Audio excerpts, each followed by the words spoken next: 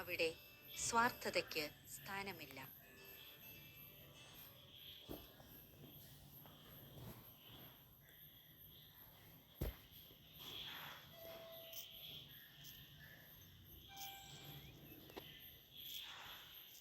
അന്തോണി ഒന്ന് വിളിച്ചേ മോളെ.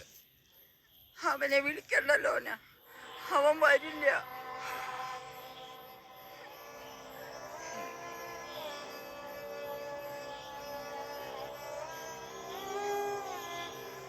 കുഞ്ഞിക്കണ്ണൻ ഒരു തെറ്റും ചെയ്തിട്ടില്ല എന്ന് എനിക്കറിയാം.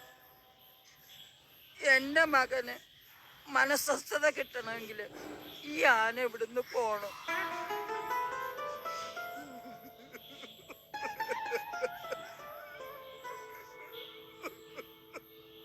നിന്റെ വീട്ടില് ഇവനുണ്ടല്ലോ എന്നുള്ളൊരാശ്വാസം ഞങ്ങൾക്കുണ്ട്. ലോനെ, നീ അവനെ നന്നായി നോക്കണം.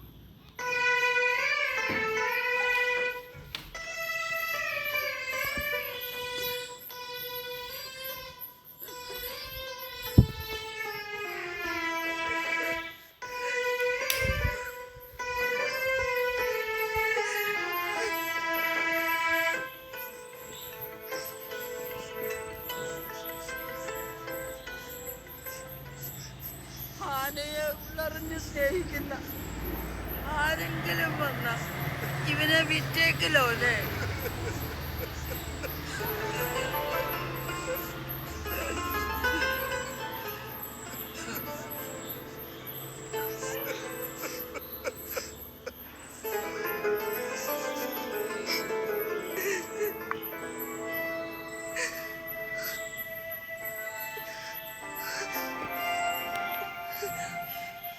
വിഷമിക്കാതെ ഞാനിവനെ കൊണ്ടുപോവുക.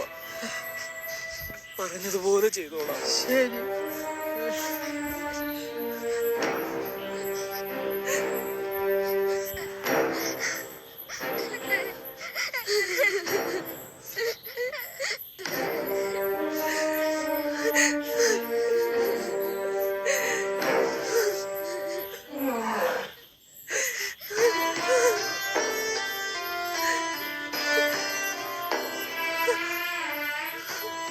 നീ വിഷമിക്കരുത്. നീ ഈ നാട്ടിൽ തന്നെ ഉണ്ടാവുമല്ലോ. അവര് നിന്നെ നന്നായി നോക്കിക്കോളും. അപ്പന്റെ വിഷമം മാറുമ്പോ അപ്പൻ തന്നെ നിന്നെ കൂട്ടിക്കൊണ്ടുവരും.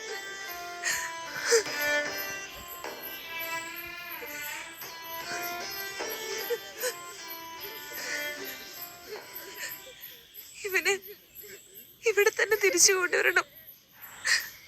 അപ്പനെ പറഞ്ഞു തിരുത്തണം. ഞാനത് വേണ്ടതുപോലെ ചെയ്തോളാം മോളെ.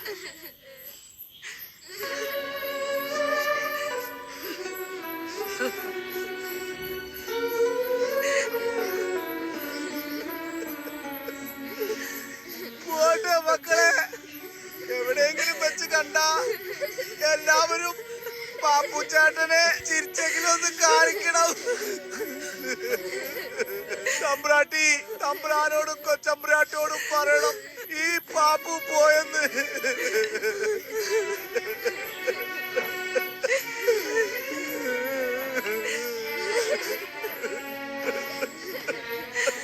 വാടാ കുഞ്ഞിക്കണ്ണ, വാടാ, നടക്കണ കുഞ്ഞിക്കണ്ണ.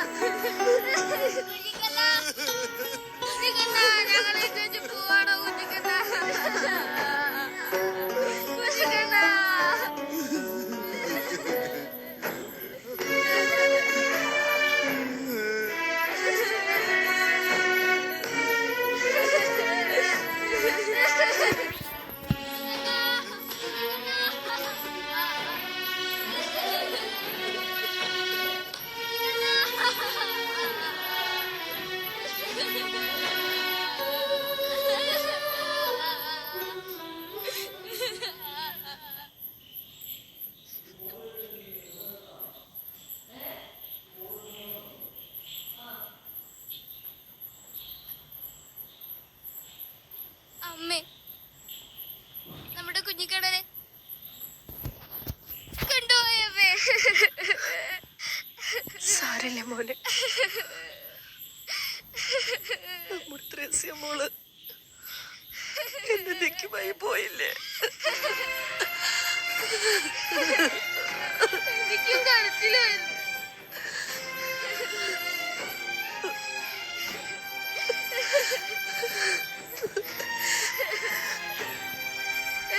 ഇതാണ് മോനെ ജീവിതം. നമ്മളെല്ലാം ഈ ഭൂമിയിലെ വെറൊരു യാത്രക്കാർ മാത്രം. നമ്മളൊന്നും കൊണ്ടുവന്നില്ല, നമ്മളാരും തിരിച്ചൊന്നും കൊണ്ടുപോകുന്നുമില്ല. സ്വന്തമായി നമുക്ക് ഈ ഭൂമിയിൽ ഒന്നുമില്ല. ഈ സത്യം മനസ്സിലാക്കിയില്ലെങ്കിൽ നമുക്ക് നിരാശ മാത്രം ഫലം.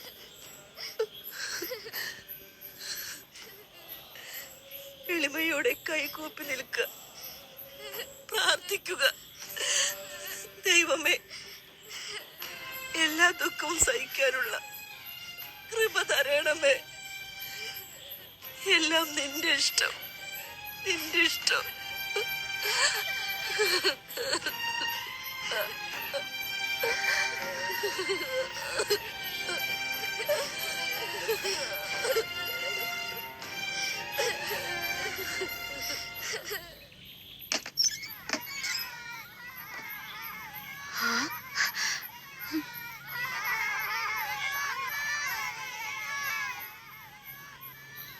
ഡാ ചാക്കോരു, ഒന്ന് വേഗം വന്നേ. ദാ അപ്പൻ ആനയുമായി വരുന്നു. നടക്കടാ കുഞ്ഞിക്കണ്ണ, ഇതാ ഇനി നമ്മുടെ വീട്. വാടാ.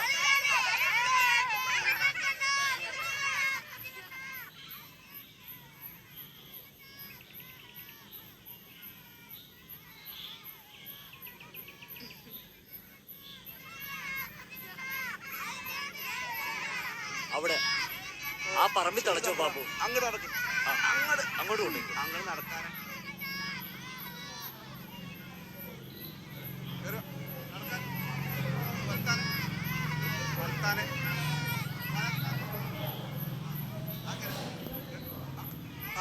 ആ മരത്തിലേക്ക് തളച്ചോളൂ ബാബു. ഓ ശരിയാന്നേ.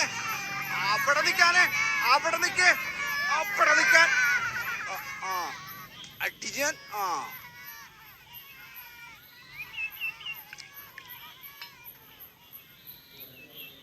അന്തോണിയുടെ മനസമാധാനത്തിന് വേണ്ടി കൊണ്ടുവന്നതാ. എന്താ നിങ്ങളുടെ അഭിപ്രായം? വേണ്ടായിരുന്നു.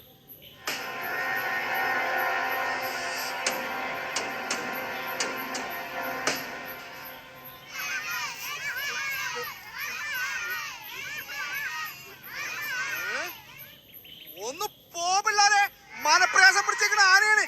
എന്താ ചെയ്യണെന്ന് പറയാൻ പറ്റില്ല. പോ.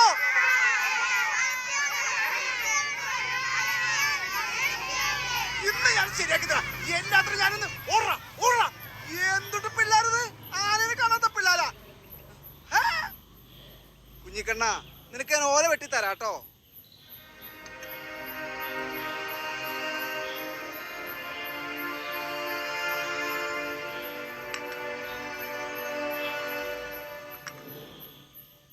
ചാക്കോരു, വേണ്ടായിരുന്നു എന്ന് നീ പറഞ്ഞു. എന്താ നീ അതുകൊണ്ട് ഉദ്ദേശിച്ചത്? ഒരു ശീലകേട് പോലെ തോന്നിയപ്പാ. അതെന്താന്നാ അപ്പൻ ചോദിക്കുന്നത്? അത് അവർക്ക് ആവശ്യമില്ലാത്തൊരു സാധനം ആവശ്യമില്ലാതെ വന്നപ്പോൾ അതിൻ്റെ ഭാരം മുഴുവൻ നമ്മെ ഏൽപ്പിച്ചു. അപ്പനൊരു വിധേയനെ പോലെ അനുസരിച്ചു. പറ്റില്ല എന്ന് പറയാനുള്ള ധൈര്യം അപ്പൻ കാണിച്ചില്ല. പക്ഷേ അവരുടെ മകൾ എത്ര ധൈര്യപൂർവ്വം അവളുടെ കാര്യം മുഖത്ത് നോക്കി പറഞ്ഞു. അപ്പൻ എന്നോട് ക്ഷമിക്കണം. എൻ്റെ അഭിപ്രായം ചോദിച്ചുകൊണ്ട് പറയുകയാണ്.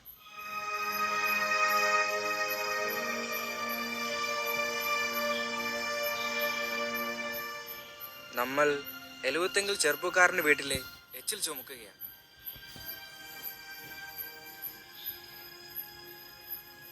അപ്പൻ വിഷമിക്കാൻ പറഞ്ഞതല്ല, എൻ്റെ തോന്നലാണ്. ശരിയാണോന്ന് എനിക്കറിയില്ല. മോനെ, ശരിയും ശരികേടുമല്ല ഇവിടെ പ്രസക്തം. നീ പറഞ്ഞ് തെറ്റാണെന്ന് ഞാൻ പറയുന്നുമില്ല. ഞാനൊരു സുഹൃത്തിന്റെ കടമ ചെയ്തു.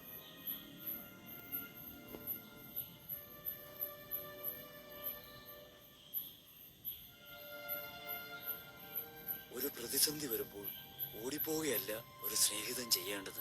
ചിലപ്പോൾ നഷ്ടം സഹിക്കേണ്ടി വരും. നഷ്ടം സഹിച്ചും ഒരു സ്നേഹിതന്റെ വിഷമത്തിൽ പങ്കുചേരുക ഒരു യഥാർത്ഥ കൂട്ടുകാരന്റെ കടമയാണ്. അല്ലെങ്കിൽ സ്നേഹത്തിന്, ബന്ധങ്ങൾക്ക് എന്തു വില?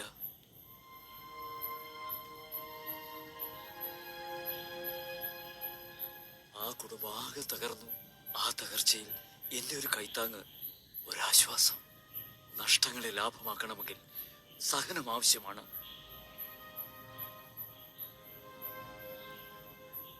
അവിടെ സ്വാർത്ഥതയ്ക്ക് സ്ഥാനമില്ല. ഞാനിത് സഹിച്ചോളാം.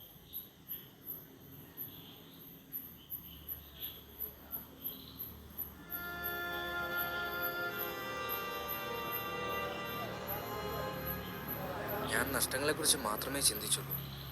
എവിടുന്നോ കുറച്ച് സ്വാർത്ഥത വലിഞ്ഞു കയറി. തെറ്റിപ്പോയി. അമ്മ അപ്പനോട് പറഞ്ഞേക്ക് അപ്പൻ ചെയ്തതാണ് ശരിയെന്ന്.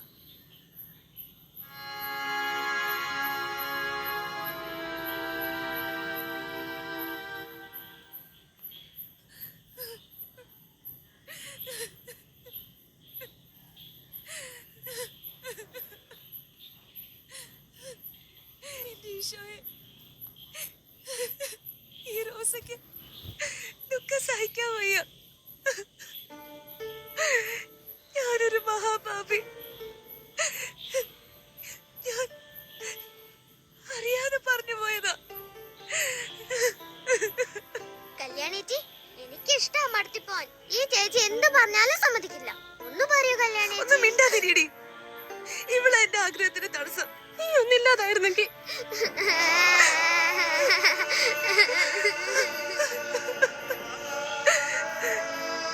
ചേച്ചിക്ക് വേണ്ടി ഈ ത്രേസ്യ മോള് ജീവൻ പോലും തരാം. ക്ഷമിക്കണേ രാധ.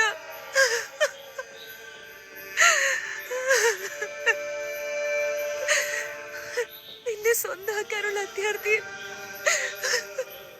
ബോധമില്ലാതെ പറഞ്ഞു പോയി. ക്ഷമിക്കണേ നാഥ.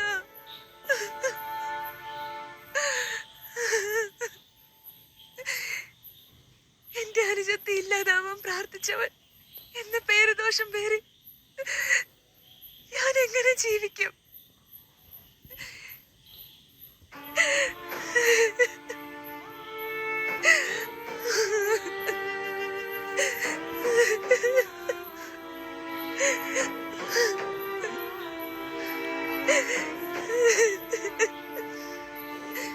നിനക്കിഷ്ടമില്ല ഞാൻ മടത്തി പോകുന്നെങ്കിൽ ഞാൻ പോകുന്നില്ല. പക്ഷെ നിന്നെ ധ്യാനിച്ചും പൂജിച്ചും ഈ വീട്ടിൽ തന്നെ ഞാൻ കഴിഞ്ഞോളാം. അത് ഞാൻ തീരുമാനിച്ചു കഴിഞ്ഞു.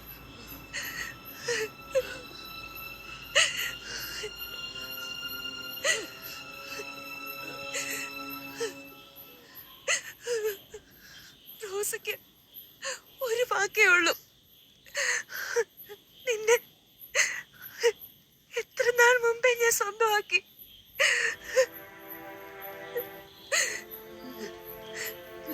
ഇനി ഞാൻ എങ്ങും പോവില്ല. ദുഃഖപാരവശത്താൽ തകർന്ന എന്റെ അപ്പനെ, അമ്മയും അമ്മാമ്മയും സഹോദരങ്ങളെയും വിട്ട് ഞാൻ എങ്ങും പോകുന്നില്ല.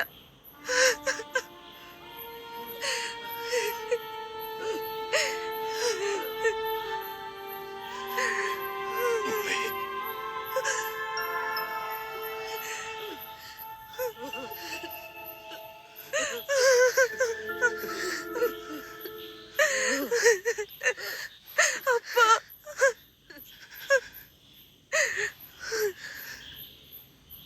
മോളെ,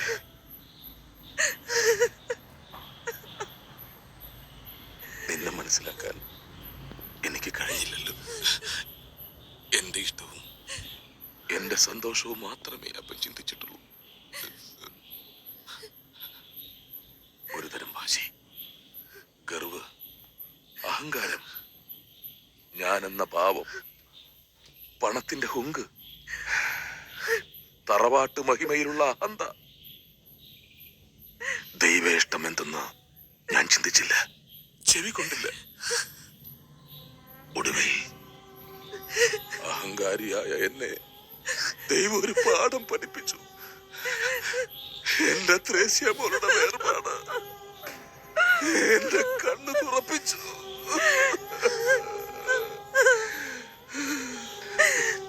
തെറ്റിപ്പോയപ്പന് എന്റെ മോള് മടത്തി പോയിക്കൊള്ളു. ഈ അപ്പൻ സമ്മതിച്ചിരിക്കുന്നു.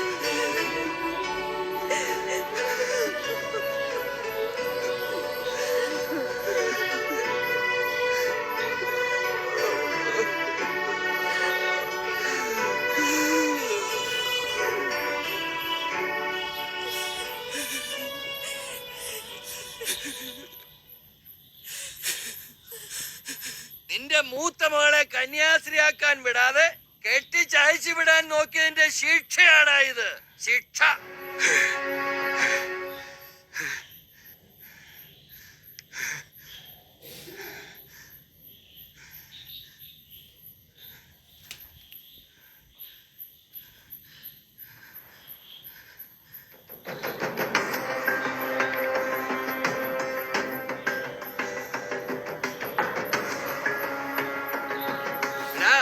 അഹങ്കാരം കുറച്ചു വേണമായിരുന്നു. ദൈവത്തിന് പോലും അവൻ വെല്ലുവിളിക്കല്ലായിരുന്നോ?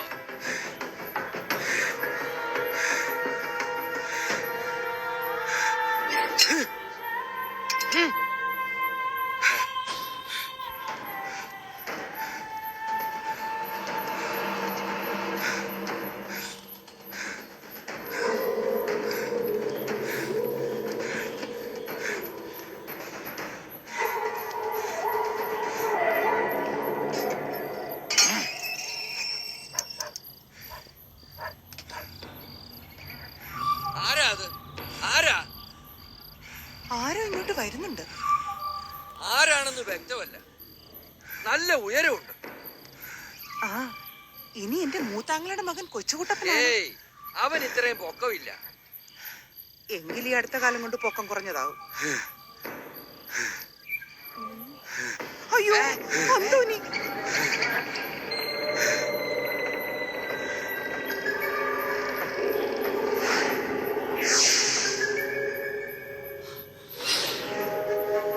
അകത്തോട്ട് കയറി. അവന്റെ കൈ ഇരിക്കുന്നത് വാളാ. വാ. പോകരുത്.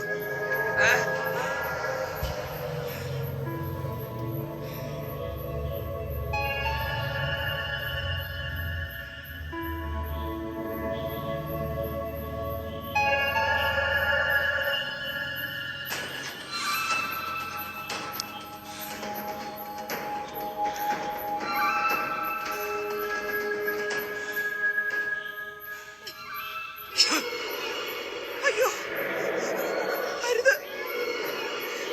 അന്തോണി, ഞങ്ങളെ ഒന്നും ചെയ്യരുത്.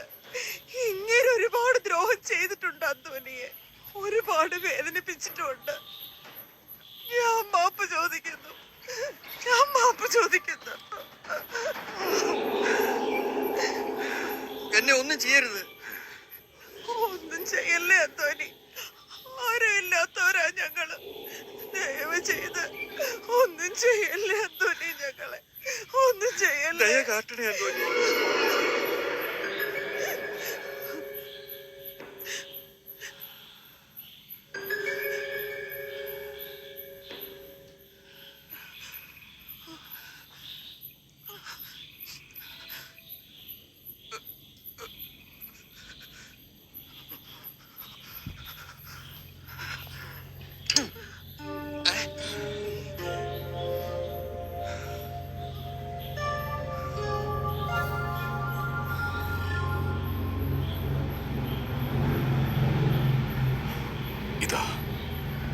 എന്റെ ഗർവ്, അഹങ്കാരം, ധനമോഹം, പ്രൗഢി എല്ലാം ഞാനിതാ ഉപേക്ഷിക്കുന്നു.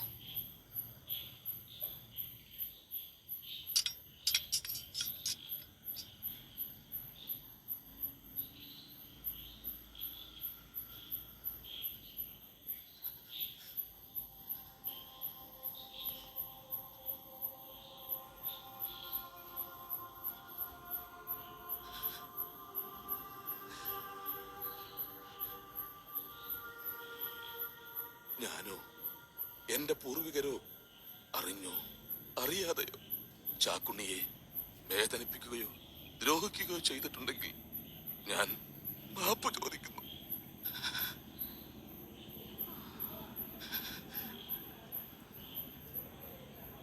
നിങ്ങളുടെ സ്വത്തുക്കൾ എന്റെ പൂർവികർ അറിഞ്ഞോ അറിയാതെയോ കൈവശപ്പെടുത്തിയിട്ടുണ്ടെങ്കിൽ പലിശ സഹിതം എടുത്തുകൊള്ളുക.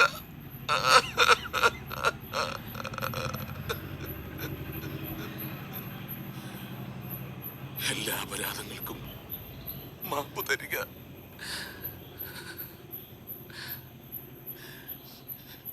ഇനി ശപിക്കരുത്. എന്റെ മക്കളെ അനുഗ്രഹിക്കണം.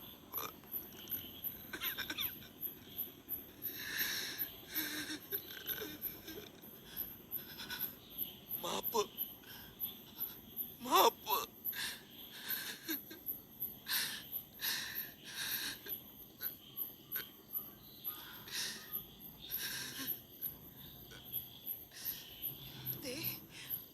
അന്തോനി വിളിച്ചകത്ത് കേട്ട് അവന്റെ സങ്കടം കണ്ടില്ലേ? വേണ്ട, അവൻ പൊയ്ക്കൊള്ളട്ടെ.